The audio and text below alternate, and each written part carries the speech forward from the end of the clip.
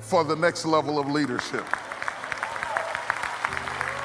If you don't let it break you, if you don't let it destroy you, if you don't wimp out and let it beat you down, if you just master the situation, refuse to be intimidated, and learn how to manage the stress on the next level, then doors swing open. There's this magical thing about life, and I believe it's divinely inspired. You know how you go to the grocery store and you stand at a certain spot, you haven't even gotten to the door yet, but when you get in close proximity, the doors just start opening. When you can stand on a level of life where you're dealing with opposition and pressure and turmoil and take a licking and keep on ticking, and it might have stressed you out. You might have felt the pressure. You might have felt like breaking, but you didn't break. Doors just start opening up for you to go to the next level. I'm going to talk more about this in a minute, because when I start talking about dealing with conflict, all of the conflict is not external conflict. Some of it is internal conflict. Because when you come from back there and you start moving up further and further and further, and every step you take takes you to a different level of life and living, sometimes your life is moving faster than your mentality. You can have the desk you dreamed about, the position you wanted, the ministry you wanted, the opportunity you wanted, and everything moved up except your perception of yourself. Are you following what I'm saying to you?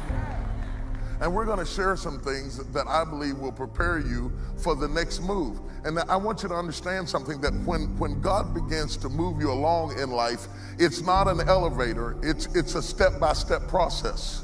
So many people attempt to move forward in a rapid motion. They want to go from midnight to morning. They want to go from the basement to the presidential suite in one step. That's not what you want.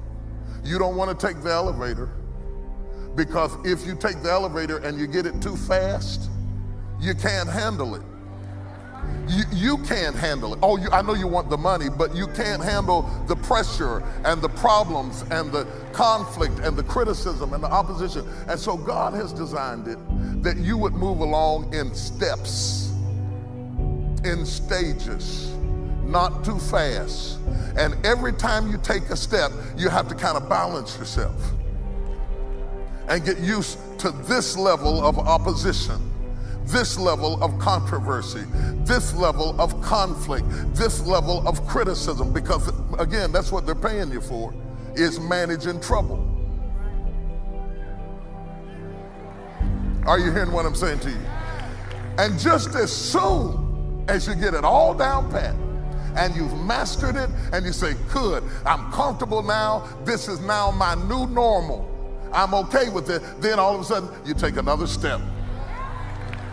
You're back in a situation where you're learning again, and you're being hit in places you never expected to be hit before, and you're dealing with life on another level. And that happens whether you're in a corporation, whether you're in a church, or whether you're a family and you just had another child. Every time you have a child, new conflict, new problems, new things to deal with, more to manage, more to handle. You just got used to having one, you come back from the doctor, now you're getting ready to have two. Everything's got to shift, everything's got to move. Everything you learned about the first child doesn't work on the second child. Come on, somebody knows what I'm talking about. But God is so gracious, because he leads you along in steps and stages. And periodically, he will stop the process, allow you to evaluate where you are, to better understand where you are, and put you in a position that you can deal with your heart and mind and emotions that may still be back there where you started. And people are jealous of you and envious of you and fighting you, and they don't understand that you still perceive yourself as if you were where you started. But the steps of the Lord are leading you higher and higher and further and further and further than you've ever been before. Touch somebody and say, take another step. There's another step waiting for you. There's another dimension of life, another dimension of leadership, another dimension of problems, another dimension of conflict, another dimension of faith and finances and family and all of that. Being afraid that you will reach your goal, but some disaster may result. These are mixed emotions. I want it, but I don't want all the stuff that comes with it. I don't want to deal with all the problems that come with it. I don't want to deal with all the disasters. I don't want to deal with the pressures that come with it. I can't handle it. I'm going to stay on this lower level. And when you do that and you reject God's opportunity, you are left with nothing but the hope of magic. Magic is when I'm just going to stay down here where it's comfortable, but some kind of magical way I'm believing that I'm going to get a blessing up here while I'm staying down here. You can't do it. It's like believing God that you're going to get pregnant and not gain weight. I want the baby, but I don't want the pregnancy. I don't want the weight. I don't want the stretch marks. I don't want to throw up in the morning. No, all of that goes along with the process. And if you will allow anyone, anything, any voice on the inside to talk you out of this moment, you will forfeit it and be stuck washing your nets when there's a great drought of fish waiting you if you have the courage to believe.